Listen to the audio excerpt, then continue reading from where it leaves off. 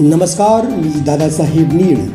Swaranjali fast न्यूजमध्ये आपले हार्दिक स्वागत। भाजपाचे शहराध्यक्ष तथा माजी नगरसेविका विजयाताई वडेपल्ली यांचे पती कृष्णहरी वडेपल्ली यांनी घेतला सोमवारी अखेरचा श्वास। GM मागासवर्गीय बहुउद्देशीय संस्थेच्या वतीने संविधान अमृत महोत्सव निमित्ताने अखंड पृथ्वी तलावर भारतीय संविधान सर्वश्रेष्ठ असणाऱ्या फिरत्या देखाव्याने जयंतीच्या मिरवणुकीत वेधले लक्ष।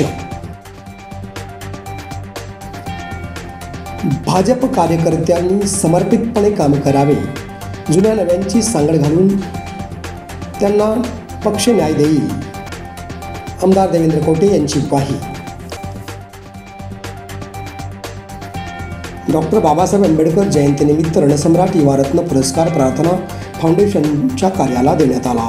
संस्थापक अध्यक्ष दीपक गवळी आणि ॲडव्होकेट संजीव सदाफुलेसह ज्योतिताई वाघमारे उपस्थित होत्या।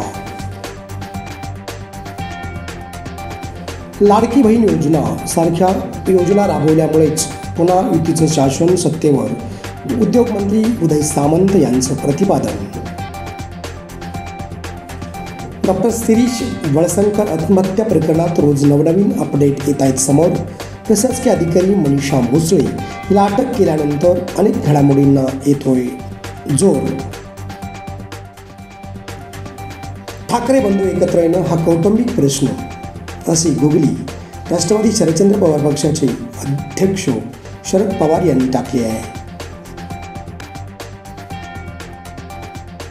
काँग्रेस नेते आणि लोकसभेचे विरोधी पक्षनेते राहुल गांधी यांनी अमेरिकेमध्ये निवडणूक आयोगावर केली जहरी टीका। कांदा विक्रीत सोलापूर बाजार समिती देशात पहिल्या क्रमांकावर, यंदा 1400 कोटीहून जास्त कांद्याची विक्री। आणि शालेय शिक्षण मंत्री दादा भुसे यांची मोठी घोषणा, मराठी सर्व शाळांमध्ये बंधनकारक, हिंदीविषयी मात्र त्यांनी चकार शब्द काढला नाही।